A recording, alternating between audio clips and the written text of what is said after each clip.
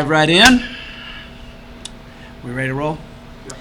Okay, so first of all, let me just say, I'm proud of my guys continuing to grow during adversity.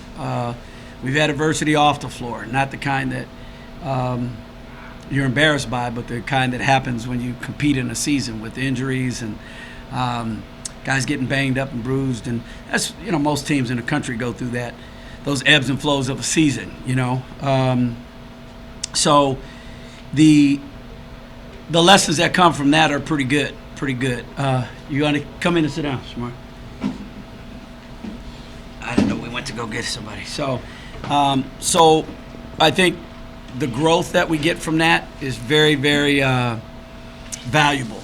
And so it's spilling onto the floor where now we've had challenges scoring in the first half and our connectivity. Part of it is that this is a good team and Denver does a good job. They match up with us well. There's a lot of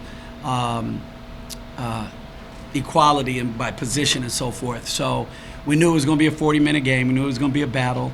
Our guys really wanted to, get a little payback from the triple overtime loss there, and they were able to do that. So I'm happy for them. But you never know. You may meet this team again in the conference tournament, so you've got to try to win with class. I think we got outside of our box a little bit emotionally, and some of our responses.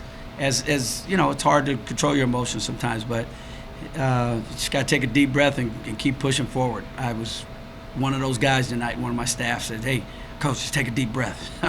So I must have been getting. He's the first time he's told me that, so I must have been getting a little riled up. But I'm adjusting to the officiating and how it's called in this conference, and every conference is a little bit different. So that's an adjustment as well. But on the floor, I've got the young fellows growing up. It's great to see Promise and Precious play with passion there, especially, both those guys getting a dunk in the same game. I wouldn't have thought that happened till next year, so that I'm very happy for that. I don't know if you guys know, but in Germany they were taught a lot to just lay the ball up. It's a different culture, and it was about getting the 2 points, and that was their how they were kind of taught. So I've had to teach 2 6'10" kids how to dunk, which is first time in my career. But they're good at it, so we'll hopefully get more of those going forward. And then, Shemarri's here. I'll let you guys ask him a few questions. And he played like he does, especially second half. Just controlled the game defensively, and then let the game come to him offensively. So he's understanding that it's not about his minutes or his time. He's going to play a bunch of minutes. It's more about him keeping the team connected, and I think he's doing a really good job of that. He's got into a couple guys tonight, which is part of his leadership role, and so we're moving forward, man. We're just excited to play again. I was hopeful we can get a couple more days in between the next one, but unfortunately with the snow that hit us a while back, we got South Dakota State on Monday. So we're going to get these guys' bodies right, and then the routine from there. So any questions for Shemarri, guys? I got a couple. Shoot. So, talk about the adjustments you made first half to second half. Basically, when we got into the locker room, coach just told us we have to defend without fouling. Obviously, they shot a lot of free throws in the first half. I think they were in the bonus pretty early. So basically, just defending without fouling was our main key. Rebounding, like we always do offensively, and defensive rebounding was key too. A lot of times we go with one hand, not two hands, just different things like that will help us get advantage of the defensive rebounds. I think that was the main key, rebounding and defending without fouling in the first and second half. Okay, and then talk about maybe compare last year to this year, where teams are actually game planning for Shemarri and putting your picture up on the wall and figuring out how they're going to stop you. Have you noticed that? Yes, sir. I've noticed it a little bit, but I trust my teammates every night. I know they'll come through for me, 1 through 5. We always got each other's back. If one man's down, we pick him up and we find a way to get another guy going. That's the beauty of having a lot of young guys, young legs, different things like that can all play positionally basketball. Shemarri, you had 4 steals in this game, only 1 less than the entire Denver team. Let's talk about that a little. Really just I anticipate where the guy was throwing the ball. I knew there was one play call they called and they throw it to the high post. So I just like the last steal that I got, I really just like sat on it and like he threw a lazy pass and I was just in the lane and tipped it, get down the floor. And I think that's when Precious will probably got the dunk in the first time. He does a really good job paying attention to the scout. Mike Bowden had this game as well. Mike does a fantastic job preparing the guys for what they might see. Obviously, teams throw different things at you, but Shemarri's, with his experience, he's one of the guys that can remember those kind of things during the course of the game. And hopefully, you get the program to a point where you've got more than 2 or 3 guys that can execute the blueprint for success that night. But Shemarri's, he's good at it, man. He's cat quick, and his instincts are really good, and he's a really intelligent basketball IQ guy. So it helps to put him in the right position to be successful. Shemarri, the last few games, going back to Thursday, just feels like it's been a different atmosphere here. It feels like you guys' body language, everyone's into it. There's bigger crowds. Kind of just speaks like what it means to have that intensity here. That's amazing. Like tonight's crowd was like the biggest I've seen in a while. Like I'm glad to see the students out here, the community as well. Coach Menzies does a great job of getting us in different events, like just meeting the new people in the community, getting them to come out to games, and that's a big credit to this guy right here doing that. John, you got any more? Nope, not for Shemarri. Okay. Thank you. Good job, man.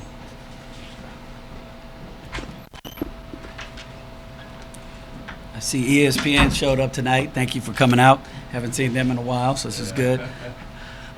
They're going to be a little harder. All right, what you got, John? Well, talk about the Twins. Probably the last 4 or 5 games for the Twins, actually. Well, confidence is a beautiful thing. Belief in your players and expressing that belief through the frustration is a skill because it's really hard for me sometimes to not get upset with something that you just said and you just repeated or you just showed them, and then they go out and they do the opposite of what you said in a timeout or didn't retain the information from 30 to 45 seconds later. But I think one of the pluses of being a guy that's been doing it for 40 years is that you figure out, like, okay, it ain't about how I need to say it. It's about how they need to hear it. And, it really comes back down to Promise and Precious being great kids. And I mean, those guys are like blank whiteboards for me to create, players on. They're like clay just to be molded.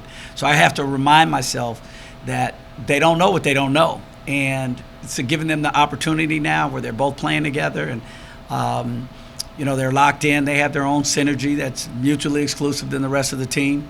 And so we thought we could try to take advantage of that, and it's coming to fruition. So it's a good thing to see. It's game to game. The best team doesn't always win. It's the team that's actually putting the effort forward and executing on that night. So it was good to see us get on top of this game in the second half. We've had trouble scoring in the first half, so we're going to address that. But second halves have been good, and it's good to sleep in your own bed, man. There's nothing like it. I've kind of forgotten who dunked first, whatever on the first dunk. Yeah, it was Precious. Precious got the first one. Precious actually had a defensive rotation and a steal and a dunk, all in 3 seconds. Yeah, he had one in North Dakota State where he went to go lay it in, and he got it blocked. And I said, I don't care if you get fouled. I don't care if you miss it. I said, you're 6'10". I don't ever want to see you have a clear lane to the basket down the middle and not dunk it. I said, I'm going to take you out, and I might not start you and run the dog crap out of you the next day. And, well, he listened to that. They don't listen to everything, but he listened to that. So that was good. And then his brother just followed suit. One of them gets a cold, the other one gets a cold. One of them gets a dunk, the other one gets a dunk. They're amazing twins, man. They're amazing twins. They're wonder twins for sure.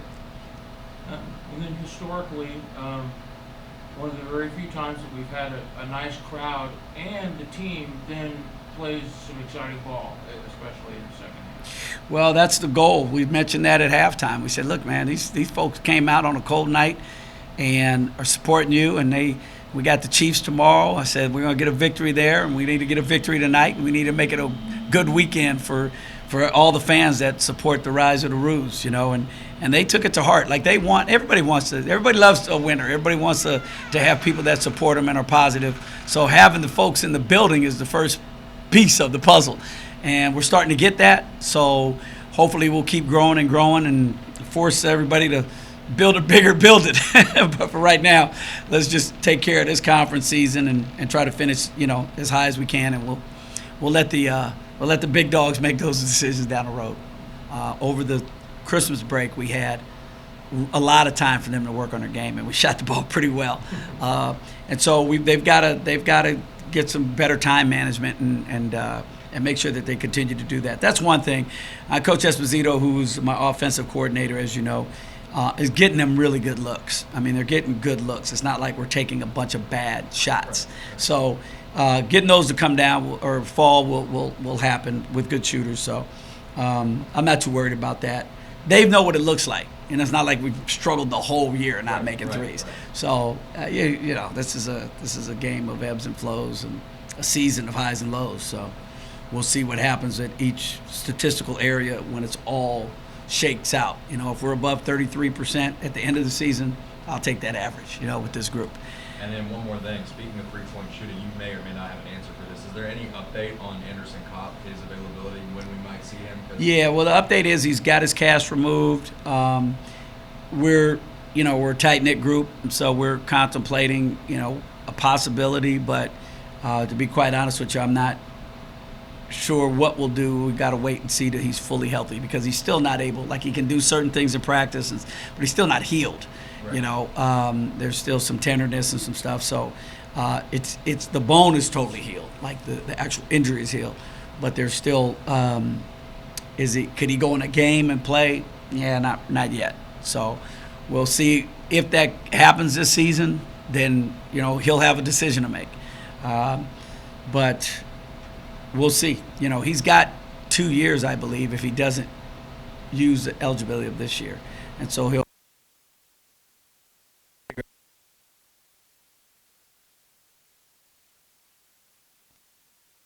whatever.